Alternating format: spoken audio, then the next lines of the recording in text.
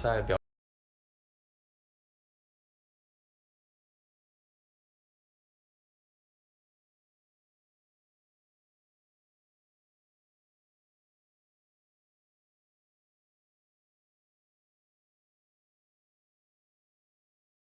Por más que Sneaky sea un buen jugador, creo que tengo lo necesario como para matcharlo. Aparte, yo fui el que sacó el primer pentakill del mundial, así que creo que él debería estar nervioso más que yo. 不动之宝如无问，自己一个滑板鞋往前飞，拼命的叠毛，最后扯死一个 triple kill， 这个高点给了一个5杀 pentakill。2017英雄联盟全球总决赛第一个5杀，由Lyon Gaming 的 ADC WhiteLotus 拿到。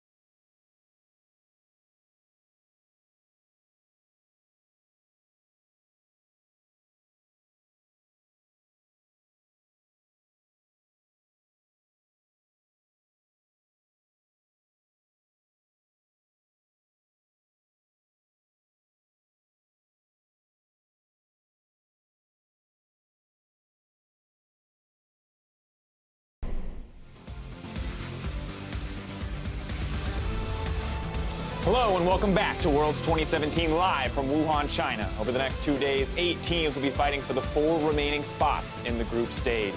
Earlier today, of course, we saw the stadium getting ready. The fans in Wuhan excited to see some teams play live. Cloud9 jumping into the stadium and Lyon looking focused for the match ahead of them. Tough road if they're trying to make it to the group stage of Worlds, with C9 looking like the most dominant team thus far in the play-in stage. Yeah, and Lyon looked like the best second seed coming out of the group stage, and now playing those elimination matches. All right, I'm excited to see it as well. Well, hello everyone, I'm Daniel Dracos, and who better to join me for a clash of North American teams than Aiden, Zyrene, Moon, and Mark Z as well. Yeah, bit of NA bias maybe on the desk a little bit, so hopefully we'll try and keep it a little fair. Yeah, it's hard to be biased in favor of NA when you got ousted from it, so let's go. Can we wait? Can we wait to see how Fnatic plays before I like set sail and like throw me under the bus here at least? Yeah, you still got a little bit of hope, right? A little bit remaining. All right. Well, before we get into our first match, let's get a reminder of what teams or what it's going to take for these teams to get to the group stage. First up, it's an all-American clash as North America's Cloud9 faces off against Latin American North's Lyon Gaming, followed by EU's third seed Fnatic aiming to take down Hong Kong Attitude from the LMS. And when we return tomorrow, we've got 1907 Fenerbahce versus Team 1 and Team WE brawling it out against Young Generation. Well, as the battle for groups plays out, let's take a look at this week's Best of the Rift presented by T-Mobile, America's best unlimited network. Now, these are the players that we think could make or break their team's dreams of promoting to the next stage of Worlds. And first up for Cloud9, it's going to be Contractz. Contractz has been an absolute monster for them. He's #1 in team percent of damage for junglers at 26%, averages about 17%. But seriously, this is a big step up for him. He was already a high damage jungler, but now at Worlds, his rookie performance here, he's looking incredible. I think that's the big thing too, is just he is a rookie. His spring split underperformed by most people's expectations. By summer, you could argue he was the second best player for Cloud9. I think here at Worlds, he's cementing that fact that he really is the de facto #2 player behind Jensen. And it's really helped them because 2-on-2s in mid are something you don't want to take against Cloud9. Trying to shut down Jensen has been a strategy some people have tried to employ, but Contractz stepping up kind of prevents that. Have to see how he does in his matchup against Lyon, but next on our list it is going to be 1907 Fenerbahce's Thaldrun, veteran leader for this team in so many ways. Absolutely. I mean, there's so many good players on this team, but Thaldrun stands out to me as the complete rock. Doesn't feel like he's had a single bad performance this entire time. While Padden may take a little bit to turn online, and then he gets these pentakills. Frozen has been a little up or down in the early laning phase. Thaldrun is the guy every time playing well. It's funny because, like, calling him a rock sometimes sounds like you're saying he doesn't have these high highs, but when I watch Thaldrun, it just looks like this guy always knows where to be. His Maokai ultimates on mid have allowed Frozen to get through the laning phase with an advantage, and then Padden gets those pentakills off of the ultimate, off of the play from Thaldrun, and I feel like this guy has been the facilitator for the team in team fights. Absolutely. Just look at that mid play. It's so intelligent the way he wraps behind, sets his team up for a kill. Not like this, oh my god, how do you come up with this play? But it's these kind of consistent things that he gives his team to be able to get leads. That's what I love about it, is consistent, because I've seen him make that play on Maokai and Galio like 4 times now in 4 games. So Thaldrun has been very methodical with when he gets his lead in lane. How does he spread that across the map as a tank? Yeah, I'm just excited to see what he can do tomorrow. If he can keep that consistency up, what he's going to look like against Team 1. When we look at our next player, a similar playmaker, a similar consistent force for Fnatic, it's going to be Jesus coming in. Absolutely. He was a large part of why they were able to dominate bot lane in 3 out of their 4 games. And then the one time they struggled, it really didn't feel like it was on him at all. He's also been a huge factor in their late game comebacks. So Jesus has really stepped up over the course of this tournament, being a large factor in their playmaking. Yeah, Jesus was a player that, was a mid laner before, was at Worlds, was a coach for Immortals last year, and then he came in as a support with the lane swap or the role swap, and he's been looking fantastic with those engages and knowing when to take them. Feels like a guy who has a lot more perspective on the game than some other people, just having played so many different roles, held so many different positions in teams, that he has this kind of like higher level thinking about the game that goes beyond just like, what do I do as my player or as my champion that I'm piloting? And it's something that Fnatic have needed when they've had individual roles starting to fall through. Jesus being a rock has been very crucial for them. But finally, from young generation, our last player on the list is going to be Pallet. A similar story for supports, consistency being the key here. Absolutely. I think when you look at young generation, they had that rough day 1. They completely bounced back in game 2. Pallet was someone who was able to step up in both of those games and was able to really give them that kind of need to avoid having to play any tiebreakers. Yeah, and as we look forward, he's going to be playing against Team WE, who really heavily rely on Mystic during the mid parts of the game after getting him through the lane phase. And he might be up against Zero on support, who got subbed in for Team WE, and they looked better. So we're definitely looking at Pallet moving forward for what he can do for this bottom lane on young generation. I'm honestly just ready for the 2v2s. I'm ready for people to kill each other in that bottom lane. I am so excited to see how this guy stacks up against Zero. But from the first buff till the final Baron, follow the best of the Rift in more places than ever. T-Mobile, America's best unlimited network. Now, of course, we are going to get into our first match of the day, Cloud9 versus Lyon Gaming. Regardless of today's match, let's take a moment. Let's revel in the fact that a third North American team is getting to groups no matter what happens. Yeah, it's just kind of sad they didn't have to play against a European and stop them from going. Yeah, of course. Always want to look forward to that. Please. But, of course, when we look at these two teams, Lyon Gaming came out swinging. They were looking so strong right off the bat, and I feel like a lot of that is due to some of their team history. Yeah, I think that Lyon actually have a lot more history than just the 9 regional titles, right? Back when Challenger was starting, I remember them being on the ranked 5s ladder. They are very familiar with North American teams. They scrimmed a whole bunch of Challenger teams all throughout the years. They've scrimmed NALCS teams, and they've even back at MSI scrimmed international teams and had some international performances in wildcard tournaments. So they've always had inspiration or aspirations to be an international power, but this is the chance for them to finally prove that after the 9 regional domestic titles. And it's been a long road for them, like you said, 9 titles, lots of international competition. It feels like they still haven't quite had that breakout performance where they grab the world's attention and force them to recognize them for how good they are. It's been a good start so far, kind of looking really strong in the play-in stage and being arguably the best, second seed to come out of groups, but they still have a little bit more work to do. And of course, today, they could be in for some very quick games. Cloud9 looking like one of the most dominant teams in the group stage. It's going to be a scary opponent. Yeah, absolutely. C9 averaged the fastest game time at Worlds so far, 26.5 minutes. They were also the fastest win team in North America domestically, so they got even better at it, and it's going to be very difficult, especially with Jensen and Contractz looking like they're playing so well. Yeah, and when they're going up against somebody like Oddie, who has very low jungle proximity, very low damage in the early parts of the game, Contractz has an advantage there. But Seiya versus Jensen is a little bit where I'm looking for that even matchup. If Seiya can go even there, then it might give kind of Cloud9 something to worry about, because playing around Jensen is most successful for them, and we saw them a little bit exposed. It didn't end the game, but having Sneaky be exploited in the bottom lane with WhiteLotus as his opponent. Yeah, that's the other thing, too, is just if they don't fail to find one of these places to exploit other than mid lane, C9 are very good about closing out in the mid game, which is something that feels like they might have struggled a little bit for Lyon Gaming, where while they had those leads versus WE, they didn't close out so quickly. Yeah, and of course, Lyon Gaming surprised us when they were able to go toe-to-toe with WE, and we have to wonder if they can stay even in the same way in the early game as Cloud9, which is a tough ask.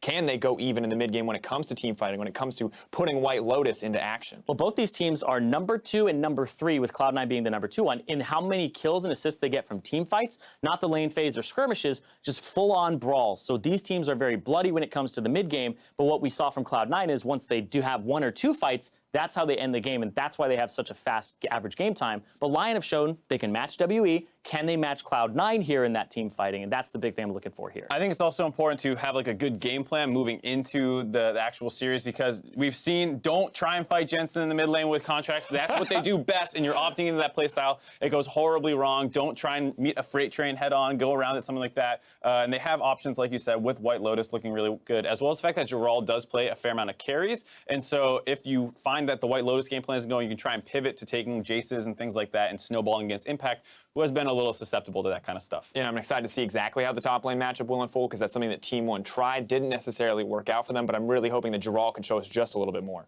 Yeah, absolutely. He's been a little quiet compared to the rest of his teammates, but he has been playing very well as well. So he hasn't been picking quite as the aggressive stuff we're used to seeing. He could opt back into that, like I was saying. Well, we're going to find out with the Rift almost set. Let's send it over to Captain Flowers and Rusty to get our first series underway.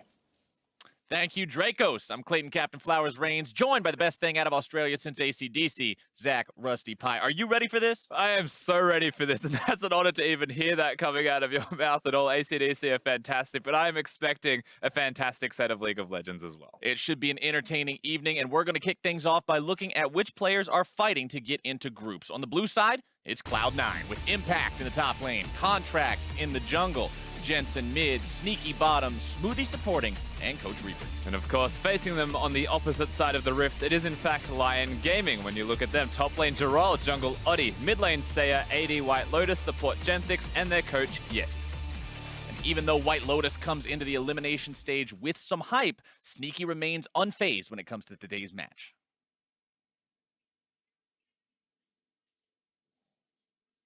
So I'm worried going up against WhiteLotus.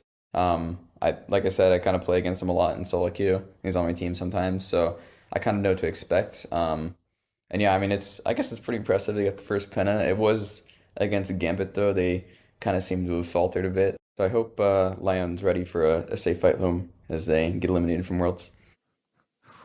Those are fighting words if I've ever heard them. Punching Yeah. your opponent's ticket home quickly is Cloud9's goal here tonight, but they will have to get through a team that, like the analyst said, looks like the most impressive rank 2 team coming out of the group stage. Yeah, it's an interesting conversation that does have to be had of firstly, how good were Team WE, and then how good were Lyon to be able to match them in the early game, almost beat them through one of their games, right? Is Lyon that good? Is Cloud9's group that they got through easier than perhaps that of Team WE's, or was it difficult and Cloud9 just looked that fantastic themselves? So there's a lot of context that we're about to discover when we see these guys play against one another. Cloud9 looked dominant, Lyon looks surprisingly good, and for a team that's had 9 straight titles, you'd want to hope they've found that strength. And answering those kind of questions about which group was stronger and which group was weaker, those debates are always going to exist, especially when you have fans of a team in one group and fans in a team of another talking about, oh, well, my team could have done better or your team could have done better. But once you move on from the group stage and you get to this bracket stage and you get to see those teams go head-to-head, well, all those question marks wash away, because this is where the better team is truly going to prevail. 5 games, plenty of time to adapt in between each individual game, change up the game plan. We heard the analysts talk about that a little bit as well. And honestly, that plays such a big role when you get to this part. I think the key word that I take from that as well is the fact that it's a best of 5. So not only is the context of which group stronger going to be decided, perhaps which region going to be stronger as well, we also find out who can adapt the best if they lose. We haven't seen Cloud9 really get pushed to their limits, get pushed past the 30-minute mark, losing the game. 15 minutes of a disaster against the Direwolves, and they managed to win in 12 minutes after that. It's just like incredible to watch how they've been able to get these wins, but I really do believe that Lyon are a side that can push them to their limits, and we might see something different from them. It should be fun to see if Lyon can make them sweat a little bit like they did to Team WE, a team that everybody was originally saying was the strongest looking team in the play-ins. Cloud9 stepped up and said, hey, we're looking pretty good too, and I'd be lying if I said that Lyon didn't do the same. Now we'll get to see these two go head-to-head into Champion Select for the first time tonight. Cloud9 going to start off banning away some tankier options, Braum and Maokai taken off the table, while the response from Lyon Gaming is to remove Jarvan and Rakan from the pool. Yeah, the broadband, very much a lot of respect being paid to Lyon Gaming, taking that one away. Rakan as well, just a very strong champion in his own right, the most seen support throughout all of the play-ins tournament. The J4, the Maokai, the Galio, very much standard. I like that they're getting rid of the 2 flexes, however, between the Galio and the J4 respectively. Starts to limit what the first rotations of the picks can be, because flexes are usually the optimal choice. Yep, the Galio taken out, the Cho'Gath also taken out by Lyon Gaming, and it looks like Cloud9 is going to go ahead and look towards that AD carry position for their first pick, locking in the Kalista for Sneaky. And that's a really big win. Kalista for Sneaky, as we are We are getting some champions on the opposing side of the rift here. But just to quickly hit that, I mean, Kalista's a champion that's been banned more than she's been picked by quite a substantial number. The fact that she's even been let through at all is a major cause for concern. And speaking about things being let through, Sejuani picked up by Lyon Gaming. This champion, I believe, is at 100% pick ban right now throughout the play-in group stage. It's going to maintain that now going into the bracket knockout stage itself. Not really much of a bracket. I mean, the start and end of the bracket is the same place, but it is the knockout stage, and it will continue to trend towards Sejuani with some more tankiness and horns also being picked up in the form of the Alistar.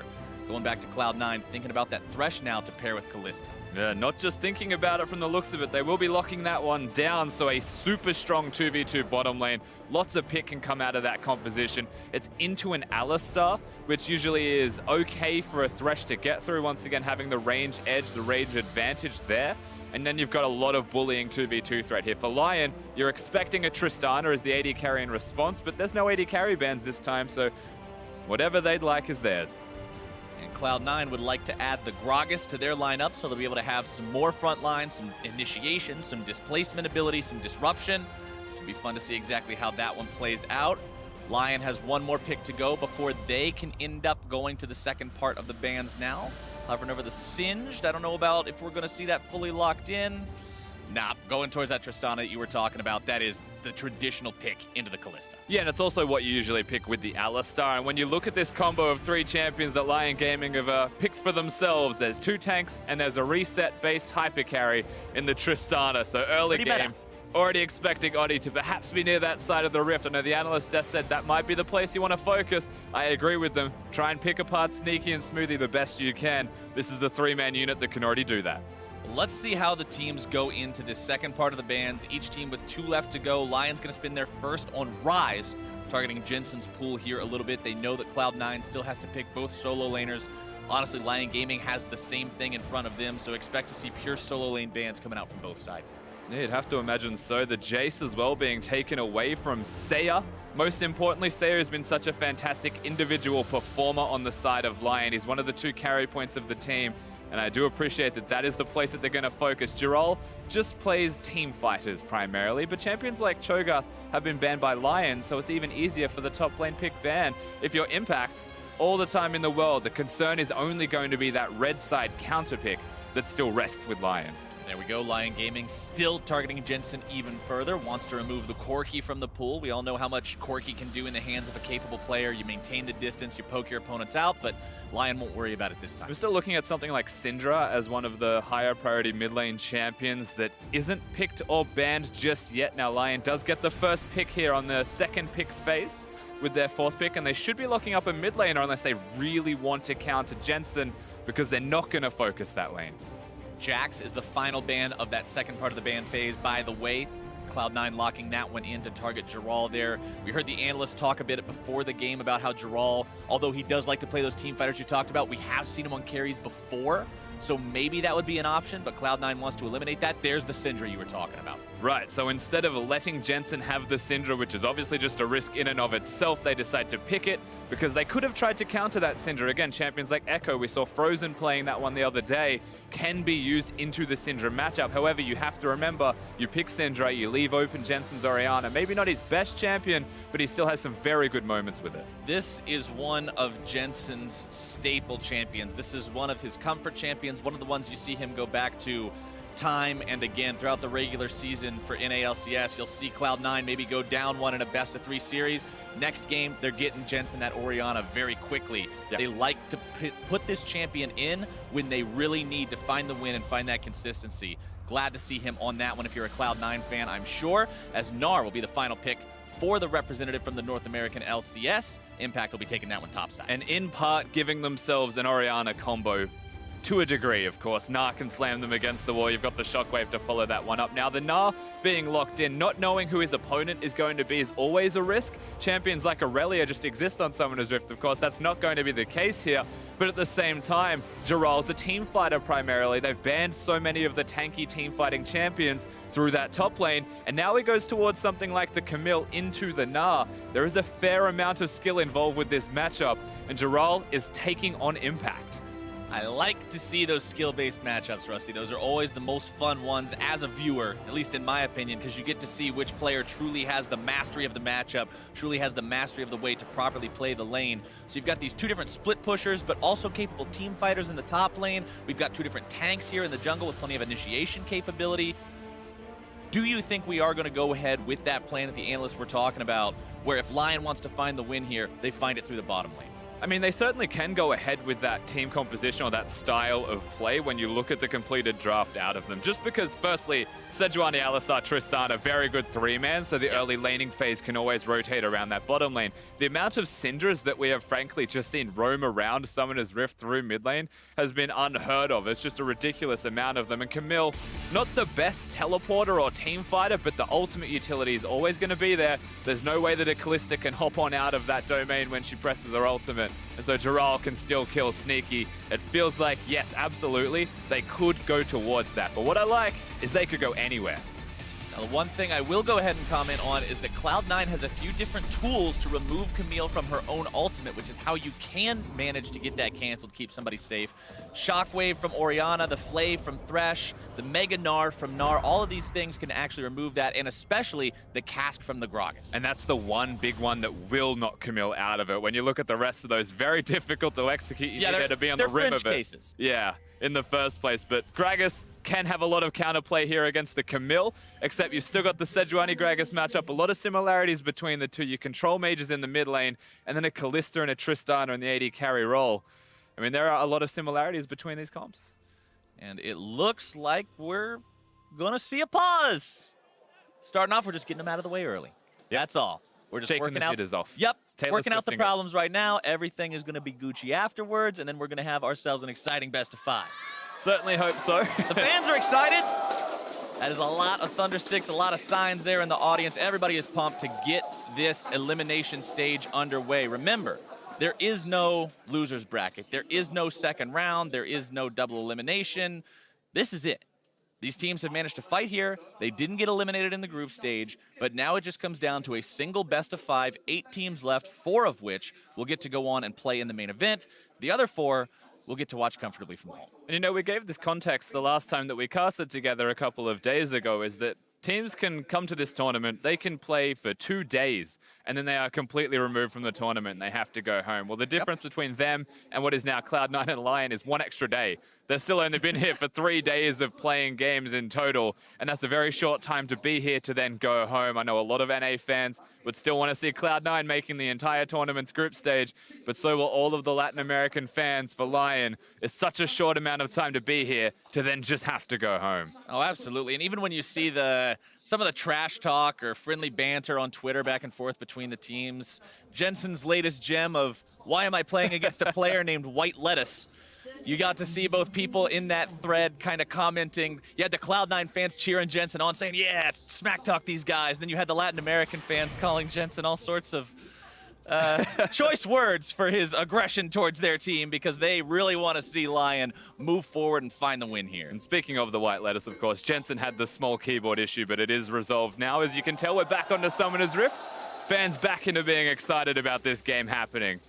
All right, let's see how everybody decides to start this one off at level 1, because right now it seems like we're getting pretty much standard operation across both sides. Everybody taking those defensive positions. You see a very early control ward actually placed down by the side of Lyon on the edge of their jungle there to keep an extra eye out as they move towards that bottom part of the map. And if it comes down to the fan vote, it looks like it's 60-40 in the favor of Cloud9 on this one. So the C9 fans showing up in force today, one of North America's biggest fan bases, and it shows. Oh, but of course. Now, we have mentioned that control ward very briefly. That was Oddie, I believe, that has placed that one, as he only has the 1 potion in his inventory. It means he's only going to have the 1 potion there, so you'll have to watch the way that he passes himself through the jungle right now, skipping those raptors, which is what I expected to see from him. The question is, it can't be a scuttle. Where on earth is he going? Is he just going to do the cheese gank level 2 He's a top? Sejuani that is about to level 2 cheese gank top lane. Impact level 1. This is working. All right, here we go. Impact doesn't have his jump away. Remember, Impact flash into the hook shot. They may just be able to find this kill. Oddie with the flash. Impact goes down. First blood for Lyon. And Oddie just barely gets out alive as well, tanking the turrets. The absolute confidence coming out of Lyon. And I tell you what, that is not some bottom lane focus by any means. They want it straight into Impact's lane. Jirall picks a carry and shows that he can do it as well. The level 2 red buff into gank pays off. Lyon has got to be ecstatic about this one, and now they're having their blue buff stolen away. Now we get to see this one again, of course. The blue buff is going to be taken away. Impact never would have seen this coming. He probably should have flashed at the moment that Oddie threw out his first spell, but Jirall, that was so classy coming out of the top laner of Lyon. Just enough damage down to kill that Gnar. That was very close between Sejuani dying for a trade for the 1-for-1 and perhaps not even getting the kill in the first place at all, but they get it. That is what matters. They get it, they coordinate it well enough to avoid the trade. Honestly, just really well played by the side of Lyon Gaming. And that's honestly what I really like to see in these kinds of games, Rusty. When you come into this, a lot of people would say, I think almost everyone would say, that Cloud9 is the team with the edge in this head-to-head between these two teams.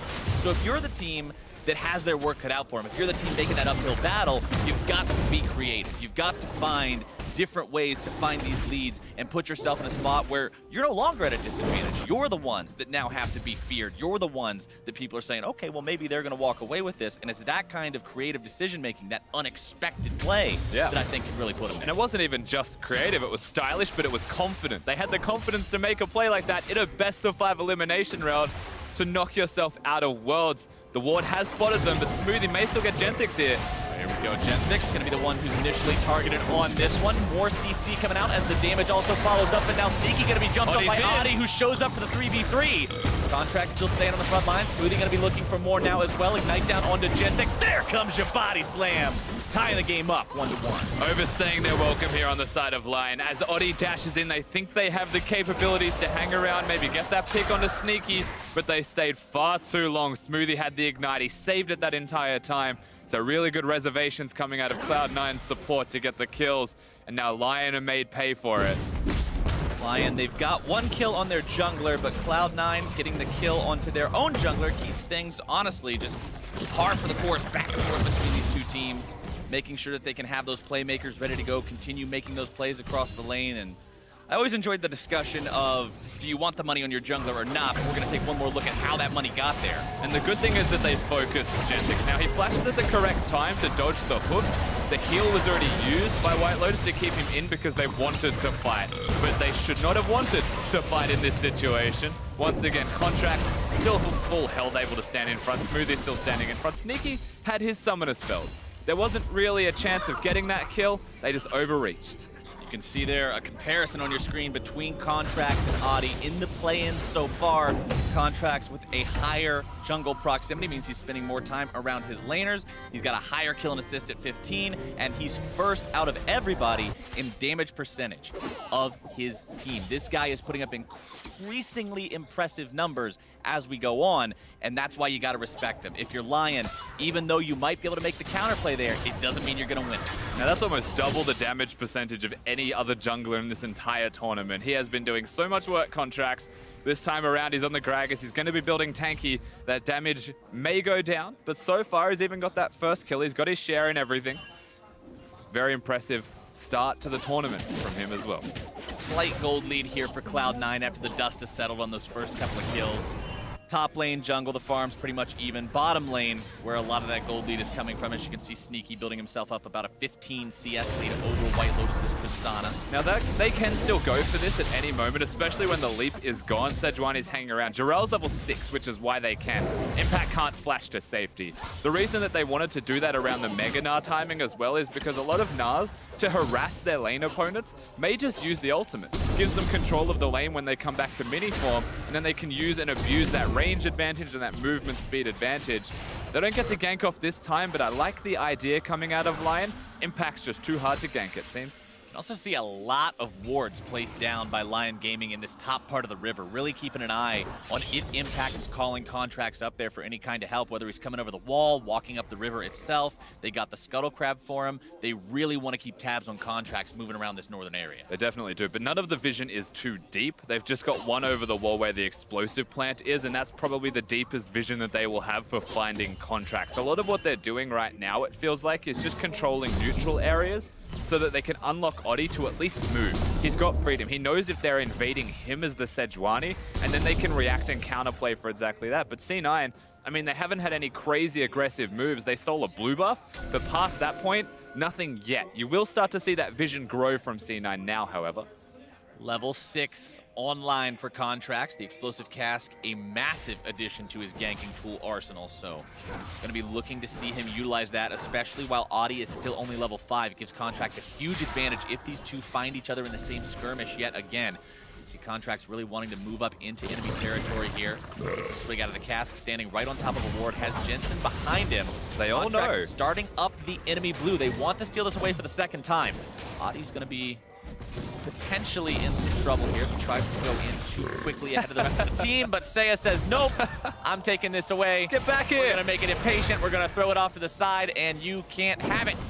Contractz wants to take it, can't quite get there. So well done from Seiya to auto-attack it one more time, redirect the aggro of blue buff. Maybe they still get it. I actually don't think they will because they've wasted way too much time.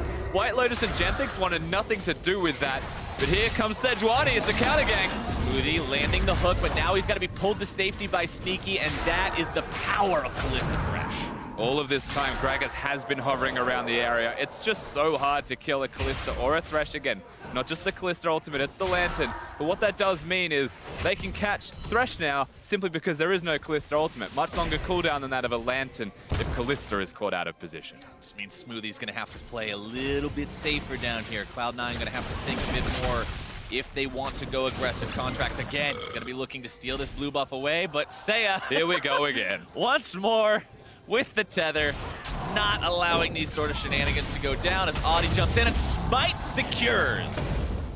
That's just tragic for Seiya above all else, however, because he doesn't get that blue buff. Now, his Lost Chapter will give him some mana for the moment, but he's one wave off having to recall. So Cloud9 knowing exactly that, yes, Oddie gets it, and yes, it denies it from Contractz, they've got the ability to make the plays immediately.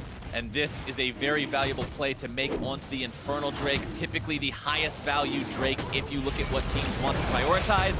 Cloud9 sees their opportunity to go on this here with Seiya having that very limited mana pool you just mentioned. It means Cloud9 should take this without any contest, especially with Sneaky having the Rin securing. And it's a very cute play from Cloud9, but mostly because their bottom lane still has control of the 2v2. Is that allowed to happen at all? Remember the amount of times that Sneaky and Smoothie have just left their lane casually, walked towards the enemy blue buff, now towards the Drake, and there's no trade or contest available from WhiteLotus and Genthix, is the biggest reason that C9 are getting all of these things right now. And remember, Lyon Gaming, as a team, they're very, very dominant in their region. We've brought this point up 100 times already, but it means that they are used to beating their opponents, if nothing else, because they are strictly better players. And now, here we go, Sejuani, that's deep. Trying to start this playoff onto Impact. Oddie comes in from behind, but Impact will just jump over his head to safety. That one was botched a bit. And it's a full lane swap from Lyon. Perhaps Oddie could have thrown his ultimate out earlier to make him flash, at least get the summoner spell out of Impact. But at the same time, they've swapped their lanes. This is the goal that they wanted all along. The kill would have been the consolation prize at the end of the day. But Alistar Tristana is not going to push a Gnar away from the structures. And so WhiteLotus and Genthix just go back to base. They are trying to actively avoid Sneaky and Smoothie in the 2v2. Which goes back to what I was saying earlier. This is a team that's used to winning their lanes, that's used to just saying, we've got better players than you, so we win. But now you're matched up against more competitive teams. You're on an international stage, and you can't fall back on those win conditions that you're able to utilize throughout the regular split's worth of play. Normally, Lyon is a massive fish in a pretty small pond. You've gone to the biggest pond of all, competing in Worlds 2017. It's time to prove how big of a fish you really are. They certainly have. Now, I feel like the reason they may have gone for something like this as well is just to start causing disarray amongst the entirety of the map. This might be an all-in. Seiya unleashing the power onto Jensen, but only finds about half his health bar. Seiya very low mana, means he's got got to get back. Utilize this opportunity with the push wave to take care of that one, as Lyon has 3 bodies bottom pushing onto the tier 1 turret. Seeing how fast they can take this one down. Cloud9 also working on that top lane tier 1. And the first turret goes down in the favor of Lyon Gaming, just barely. Yeah, I was expecting the Orianna perhaps to go in, but Oddie was nearby, so good awareness from Jensen. Ultimately, the trades are still happening on the bottom side and top side of the map. Tristana and Camille excel at taking down structures by having the satchel charge, having the bonus damage on the Q and energizing those attacks. And because they are avoiding Cloud9, they lose tempo on the push, but their champions, their composition allows them to still get the structures quicker. And so at the end of the day, it's a nice little thing to have there for Lyon. They need that given where the gold was stretching. Right, gold lead still at about 1,000 gold as Contractz steals the enemy red buff, potentially looks towards mid lane here. Not gonna find his way onto Seiya in time. Stun not gonna connect there from Scatter the Weak. But you can see that gold lead continuing to build for Cloud9, and a big reason, I mean, look at bottom lane. We mentioned a little bit ago how it was 15 lead for Sneaky. That's grown up to a 30 CS lead for him over his opponent. Really showcasing his talents here as an AD carry, now working together with Contractz. I have to feel like they'll fight for this. You just have to get that feeling. Teleports in early from Impact. It looks like they're ready to match it. Wants to make sure he's there on time. Oddie jumps in, finds his way on the Smoothie. Rift Herald going to be taken down, secured by Sneaky's Ren. Does Lyon fight this? They whip the Glacial Prison, and now the call to retreat is there. That's so tragic. He had so many targets in the sea, and he just couldn't pick any of them, and so he missed them all. And Lyon will have to disengage. The Herald is free. It's going to be secured by Contractz, and Cloud9 have the capabilities to take down that mid lane turret if they choose. Or if Lyon continue to side lane, continue to try and pressure and mismatch the game, well then you can get 2 turrets perhaps on the bottom side of the Rift, which is the other place they would be looking. That feels so bad if you're Lyon. You got everybody there, you put all that effort into it, only to have the Glacial Prison miss, and then you call the whole thing off. Very unfortunate for them. Frozen Mallet now up and running, by the way, on Impact. Means he's going to be so annoying.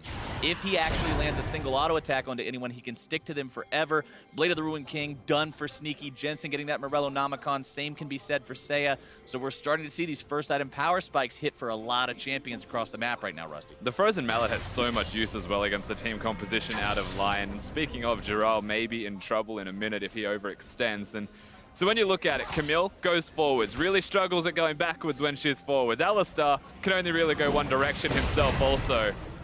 Contractz really wants this blue buff. He is just obsessed with this thing, constantly trying to steal it away. Look at Seiya's mana. Every single time he goes for the blue buff, he pushes away if he overextends, and suddenly the smite has been used twice in a row. So whether Contractz gets it or not, as long as Seiya doesn't have it, Cloud9 are winning. Yeah, it's still a win. You don't have to steal the thing away, just put it on Sejuani. As long as the mid laner doesn't get to abuse that spell spamming and is always at this disadvantage, you're going to continue to see Jensen build those. And look what happens. He has to go back to base, has no mana for himself, and suddenly the Rift Herald spawns in the middle lane, and that's just going to be an outer turret secured. Jirall and Impact getting into that 1v1. Impact jumping forward, almost onto the Mega Gnar, lands another boomerang, continuing to apply the slows, but Oddie is here, and now Impact may have found himself in not an ideal situation. Gonna be stunned up underneath the turret and outplayed. Impact goes down. Oh, but here comes the reinforcements. Contractz comes in, makes sure he cleans up the kill that Impact started, and now they are going to take Oddie out as well. 2 for 1. Going the way of Cloud9. They're able to dive, get the advantageous trade. They took the mid lane outer turret before all of this happened, so Lyon will do their best to trade. Genthix is just going to play goalkeeper, try and prevent them from getting there. It looks like they'll be able to get it. They might not because the Tristana left early, and they can get out. A bit more damage. They will be able to find it, secure that turret for themselves, tie that count up 2-2. They're still down 1,500 gold, and that's before Smoothie and Sneaky grab this bottom lane tier 1. Lyon responding pretty well to what Cloud9 is doing, but Cloud9 still just continuing to build these leads. And I don't think the Lyon are by any means responding poorly ever as a shockwave has been used. Shockwave from Jensen, unleashed power from Seiya. These guys are really flexing on each other. Just need to calm down a little bit. No one's dying. Everyone relax. We're trying to play macro League of Legends, and mid laners are just butting heads. Top side, WhiteLotus and Genthix trying to get this third tier 1 for themselves, while Sneaky just doesn't really care about this at all, going for the second elemental Drake of the game along with help from Contractz. Ren plus Smite together, I mean, you don't really have to worry about securing that when they do manage to pick that one up. So that's even more hidden power for this team when you're looking at what they have in terms of gold. Replay of how this fight went down bottom. Yeah, now once again, Frozen Mallet on the Gnar. Jirall chooses to go out, and so there's always the chance that Impact can go forwards. He's got that Frozen Mallet, he's diving, he's flashed, and then he's done absolutely nothing after the flash, and at that time, Sejuani's come in. Really makes you wonder what Impact was planning, but Contractz, he's got his back. Then all of the reinforcements arrive, and it's not just Contractz that's got him. Good turret aggro juggling, the fact that it goes to Smoothie after Contractz, and doesn't go to Sneaky. And honestly, Impact was one auto away from being able to take Jirall down there, but one auto is sometimes just enough to tilt you into killing yourself underneath the tier 1 turret, which unfortunately for Impact happened, but fortunately for him, the rest of the team is there. 3-2, the game in the favor of Cloud9 by a little bit over 2,000 gold as they push forward, thinking about trying to steal away this red buff. Oddie wants to secure it for himself. Sneaky might appears here. Contractz tries to swoop in, but it is going to be secured by Oddie. Certainly is as they're going forwards. Okay, the cast goes off. Doesn't really find anything as the Glacial Prison will lock Contractz down, but he gets away with the Lantern. Rather large committal to someone who's got the Lantern to keep him alive. Contractz is a very tanky member on the Rift at the moment also with that Spectre's Cal, even a cloth armor with his Merc Treads. Not a lot's going to kill him. Or it will take a lot to kill him. Yeah, 2 ults for 1 there as well. You had both the junglers popping the ultis as well as Seiya using the Unleashed power. So now if C9 can manage to find themselves a fight before those cooldowns come back up, they will have the advantage.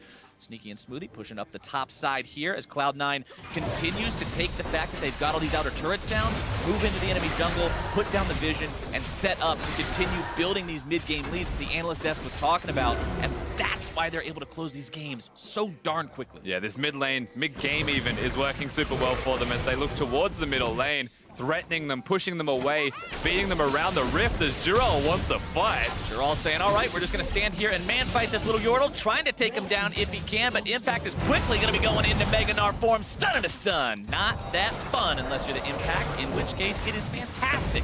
Finds himself a solo kill. That's not the fight you want, Jirall. He's picking his wrong battles here. Impact just stands and delivers. I feel like the Ninja Tabi is just enough at the moment, this early on in the game, to mitigate the damage coming out of that Camille. And with the Frozen Mallet there, you know, Jirall, he said I'm taking the fight. He knew there was no escape, and there absolutely was not. But he also positioned himself next to 2 walls with a Mega Gnar. Not generally the best tactic to approach, but it does end up putting Cloud9 up 4,000 gold as we're about to crest the 20-minute mark. Baron will be live here in 20 seconds. Next Drake will be Infernal number 2. So if Cloud9 can continue this domination over the map, they'll likely have that for themselves here as well. Oddie and the rest of Lyon getting in position to defend the tier 2 in the top side as Cloud9 backs away. But just look at the vision, Rusty. Top side as well as in the bottom part of the jungle. You can see a ward placed down there by Impact as well to kind of keep sights on Jirall. These guys are really just trying to choke the life out of Lyon right now. And once again, we just hovered over Seiya's lack of mana. He's going back to base, but at the exact same time, he's pressing recall. Impact's pressing buttons on his blue buff, and so he's not going to get it again. Every single blue buff that he wants to secure, he's being denied. And all of the presence that you get through mid lane just by having that blue buff on Orianna and not having that on Syndra suddenly opens up the entire map. All of the vision they can place in the enemy jungle, it's easier to secure. All of the ability power bonus that Seiya could be getting to assassinate people is eradicated. He can't pressure his lane. It's really unfortunate that one small thing starts to add up to such a big deal.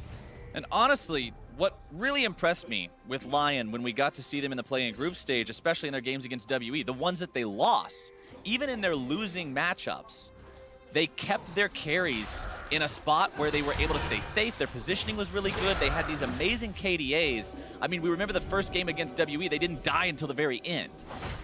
In this game, they still haven't died, but the scoreline for both of these big carries, these game changers for Lyon Gaming, is 0-0 and 0. They have not contributed anything other than farming to the team effort. These game changers need to actually start changing the game. It looks like they're about to. That's one way to put it. Smoothie able to find the hook onto Seiya, but now he's found himself in the middle of multiple members as now the counterattack from Cloud9 is live. The cast going to 5. Sneaky grabbing the kill onto Oddie, manages to save Smoothie as well. Genthix now going to be the target as Impact finds his way onto Jirall yet again. Jensen grabbing the kill on that one, and it's 3-0 Cloud9. And not the impact they needed. In fact, both of them stay at 3-0s on the score, but Cloud9 win the team fight. Impact the rest of them straight over to the Baron pit. That was pretty clean coming out of them in the enemy jungle. They had all of the vision they needed in an area that's usually dark. And they control Summoner's Rift. Very well played by Cloud9, moving into the enemy jungle, controlling it with that vision like we were talking about, and the fight win just immediately flows into their pockets afterwards because of the setup, because of the gold lead. This is what they were looking for, and honestly, this is right in line with what we were expecting. Like they talked about in the introduction to this game, Cloud9 is ending their games on average 26.5 minutes, and this is why. And it all starts with Smoothie well out of position. They can see Oddie clearing a ward, however, so they know where the Sejuani is. They don't see the Syndra. Their reactionary play to that Syndra is incredible. Seiya zones himself because he thinks that Impact might be Mega enough, but he comes in completely uncharged as Mini. The teamfight's done from that point onwards either way because the carries aren't able to have an impact. WhiteLotus and Seiya invisible in the fight. Jensen sneaky hitting the entire time. And Lyon manages to focus the one target that can be made invulnerable and pulled to safety by Sneaky's Kalista, so they can't get anything back in trade. And now Cloud9 find themselves that second Infernal Drake, even more damage now, multiplying that gold lead that they have 7,000 up over Lyon Gaming 23 minutes into the game. Impact thinking about maybe tossing a boomerang out here, but not really worth the risk at this point in time. But I love that he has the option. Yeah. The fact that there's a red the buff, limit. and Impact's like, oh yeah, I probably could throw a Q out here just because we have vision, we have Baron, like we're so set up. This is the third red in a row. Not even talking about blue buffs anymore.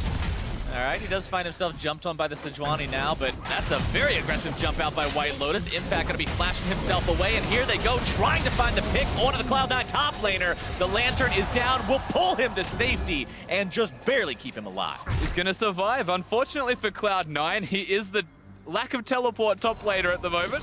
But they're still gonna push in. He's close to Mega. I guess they've got a lot of trust in the shields that can keep him up. But they've also got the inside track. They thought that Lyon were gonna come and react, and they didn't. They just barrel down the bottom lane. They find the tier 3 turret, but now the fight's gonna be breaking out. Impact with the stun down onto Genthix, jumps in, slam into the wall onto WhiteLotus. The Hextech ultimatum is issued, but immediately canceled as Sneaky finds the rampage and the double kill. Oddie sidesteps his way away from the death sentence, but Cloud9 has issued a similar sentence onto this game. Lyon on their back foot, taking their final breaths. Cloud9 approaching the next. They're going towards the end, it looks like. Turret number 1 nearly deleted, and it is out of there. Only one turret left standing to protect the Lyon Gaming Nexus, and they've only got 3 members to defend it. A nice shockwave coming out from Jensen to allow Sneaky to dominate 6-0-2 on this Kalista.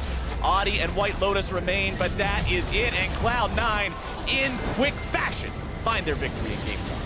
Yeah, and at the very end of the game, they get some interaction on Summoner's Rift for Seiya, but 0-1-0 was going to be his scoreline. Not the interaction you wanted. Still 3 zeros for WhiteLotus. Nobody playing the optimal game from Lyon, but it was close. There was these good things that we were seeing from them. We just saw better from Cloud9 at every single avenue.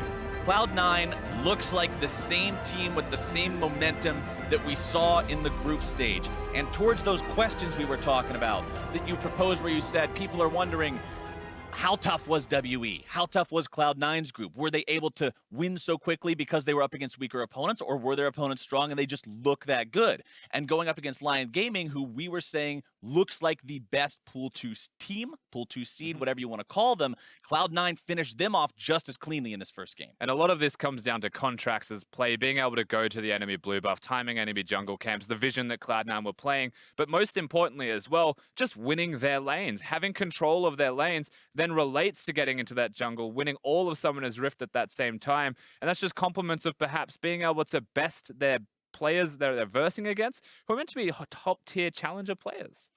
Well, to hear more about how Cloud9 took game 1 of the series, let's send it back to the analyst desk. Thank you very much, Flowers. The first thing we want to take a look at is the pick and ban phase, because it feels like both teams actually had very, very solid drafts. Yeah, this is probably the first time in so far in Worlds that I've looked at both team compositions and gone like, okay, I feel like both teams walked away with things they really wanted here. Cloud9 have comfort with the Thresh, the Gnar, and the Orianna, and then they have some power picks with the Kalista and the Gragas. And then on Lyon's side, they have a winning top lane later on in the game. They have a mid lane that doesn't lose, and then they have scaling with the Tristana, which is comfort for WhiteLotus. And the big thing for me is just that whenever you have 2 competent teams drafting, you're always going to end up with evenish trades. So C9 get more around their bot lane. You end up with more for Lyon around the top and mid side, and that is actually probably good for Lyon, all things considered. This is where you want to be putting your pressure up on the top side. We're talking about maybe snowballing around impact. And it was just a situation where if Lyon's able to execute, this is a great draft for them. And we talked a lot about Jirall being one of those potential guys to step up and carry. And if we take a look at this first blood coming into the game, we can see that Lyon actually do a very good job of executing on an early snowball play. Yeah, I've been loving Oddie's routes to try and set up his team. The one where he played against the Ezreal, this one to also have Jirall flash on the E. And taking E level 1 on the Camille, this is a very thought through level 1, level 2 here to get that kill. Very smart, but also required a lot of execution. That was not an easy kill to secure. They're able to grab it. And the thing, it didn't actually end up snowballing the game at all because I think C9's blue buff control was immaculate. They didn't give a single blue buff over to Seiya this entire time. And so while you want to keep snowballing around the top side, you just never have a chance to do that because there's so much pressure in your bot jungle. Also with C9's bot lane playing very well. The other thing for me feels like because the kill goes over to Oddie, it's significantly worse. Because if Camille gets that kill, maybe we start to see the snowball. But the second we left that early game, it felt like Camille never even got the chance to go into that 1v1 with any kind of advantage because the teams were moving around the map so much. Yeah, and there's just so much pressure bottom at that point. Oddie has to give up his entire bottom side jungle. The blue buff ends up affecting mid lane. So now you've kind of given away an advantage on the bottom and the mid side of the map that C9 actually, well, they turn it into an advantage for themselves. And now Lyon can't play through top and jungle, but your jungle isn't getting as much experience, right? So it's really just top lane at that point, who didn't even get far enough ahead, like you said, because they didn't get the kill, they got the assist. Yes, C9 took this kind of really explosive level 1, level 2 gank play and then just grinded the game out. There was that good double single kill in the bot lane out of Sneaky when Contractz showed up, and then they take that turret, they take the Infernal Dragon, they flip up to the top side, and I will say Lyon had really good macro keeping up with them. Camille read that was coming, went down to the bot side, actually enabled them to get the first turret gold before C9, but it just wasn't enough because they were always at CS deficits and they were giving away blue buffs and things like that. And these are the small things that I feel like we don't see enough in emerging regions in terms of game plan from what Cloud9 had. Cloud9 are saying the blue buff is literally what's going to control this. The blue buff can go over to anybody but Seiya because he's the wave clear. Even when they just get him low on mana, they force him out. That's when they Rift Herald mid lane, right? They keep doing these things around this one objective timer. It doesn't have to be a turret. It doesn't have to be these rotations. It just has to be this pressure point of the bottom is winning, your jungle is winning, and your mid lane is going even. Just make sure you give Jensen blue because you started it, and then the blue timers are actually staggered so you can always contest the enemy one. And while it did feel like Lyon were keeping up for so much of the early game in terms of macro plays, it felt like C9 always just got a little bit more. That Infernal, that Rift Herald, and we got to the point where Camille, who we thought would be able to win this lane matchup, Impact goes for the early Frozen Mount, and suddenly this isn't even a point on the map where they win anymore, where Gnar is actually comfortable taking the 1v1s. It did feel potentially like Jirall wasn't playing it as aggressively. A lot of these trades started out with Impact getting his first hyper proc and a good chunk of damage back onto the Camille, but it's understandable that he's playing in that situation because you are down this pressure everywhere else on the map. It can feel a little risky to just brute force a play. And something that was kind of obvious from the draft here was they were trying to put something, make something happen in the top lane, whether it was Lyon or Cloud9, both kind of opted into it. There are 6 top lane bans, and then they pick the Gnar, which is a S tier in terms of line pick for Cloud9. And that means that you're looking at your 8th top laner, and he goes for Camille, which of course isn't completely out of his wheelhouse, but it's not one of those neutral tanks. It means you have to play the top lane in some way, shape, or form. If you're picking a carry, you can't just leave it there. And so they end up having to go there, which allows bottom side to be the opening for Cloud9 to take. And we'll have to see what Jirall can do moving forward, because we talked a lot about him being a potential point where Lyon could play around, and now it looks like that might not be quite as confident as it was before. And as we moved later into the game, we saw in our second replay that once C9 did get control, most of the game wasn't bloody, but they finally found a way to find those kills. Yeah, this game ends up being 24 minutes and 42 seconds, because once they get that lead, it just goes insane. Yeah, I mean, this is what C9 does so well. They pick a fight in the enemy team's jungle. Doesn't start out super well, but Thresh can afford to be a little risky, just given that he has the Kalista backup. They end up saving Smoothie. The rest of Lyon is already committed to this fight. Impact's wreaking havoc out on the backside, and the one target that they were trying to kill was the enemy team support, so no surprise when he lives, that fight goes south very quickly. Yeah, Smoothie actually had a fantastic game. It's not going to show so much in the stats, but the way he was deflecting ganks and starting things off was... There was one play, I swear, go back and rewatch this. He hooks WhiteLotus, and then the Alistar goes for the counter engage, and he flays him out of his headbutt. It's those little plays that, you know, like Zyrene's saying, don't show up in the stat line, but were the world of difference in why their bot lane was able to keep pressure up the entire time. And we saw that transition as well into the CS numbers coming in from Sneaky. He had a wild lead at a couple of different points in the game. Felt like he was just a little bit ahead pretty consistently throughout the course of it. But now we look at Lyon Gaming. C9, they seem to be in control. They seem to be driving this series forward. What does Lyon do to step back into this? What has to change? Well, I like the fact that they took blue side away here. They tried to carry top approach, and we were saying in the pregame to this that they have two different ways they can look at it, the carry top or carry bottom. Carry top didn't work. Maybe you don't go completely away from that game plan, but you invest more resources down to your bot side, get the favorable lane matchup, because even though Alistar Trist can all in early on, if you're putting a lot of resources top, your bot lane can't play aggressive, and you saw that they had to see level 3 to the Kalista Thresh. Yeah, and Kalista Thresh is that combination that kind of emerged during Rift Rivals, right? It was even throwing Rakan in there too, but that's getting banned away. So the Kalista Thresh, they can save each other. So post level 6, it's very hard to make something happen there. And we saw Oddie go for some ganks to try and turn that one around. They even like lane swapped out of it, but it's still proving a little bit futile there in terms of like what you can actually do against that lane. So I feel like Kalista making it through is a bit of a mistake here, but since they're swapping sides, maybe they're saying Cloud9 have to ban it this time. And I just want to know what the priority is going to be now coming in and changing sides, if they actually want to take that Kalista, if that's the style they want to play, or if they're going to continue to invest early into the top side of the map to try to shut down Impact. I assume C9 will stay most of the game plan, throw a lot of those bans up around the top side, and they are totally comfortable taking the Tristana themselves. I'm sure C9 would play either side of this matchup to a degree. Maybe they don't want to completely give up the Kalista because we saw WhiteLotus get a pentakill on it, so that's still a little risky, but I don't mind the idea of C9 going for a very similar game plan. All right, well, we'll see what the adaptation is. Cloud9 struck the first blow. We're going to see if LYN Gaming can fight back in Game 2. The series continues right after this break. Doesn't have his jump away, remember. Impact flash into the hook shot. They may just be able to find this kill. Oddie with the flash. Impact goes down. Contractz still staying on the front line. Smoothie going to be looking for more now as well. Ignite down onto Genthix. There comes your body slam. Impact may have found himself in not an ideal situation. Going to be stunned up underneath the turret and outplayed. Impact goes down. Oh, but here goes the reinforcements. Sneaky grabbing the kill onto Oddie. Manages to save Smoothie as well. Genthix not going to be the target as Impact finds his way onto Jirall yet again. Jensen grabbing the kill on that one. The Hextech ultimatum is issued but immediately canceled as Sneaky finds the rampage and the double kill.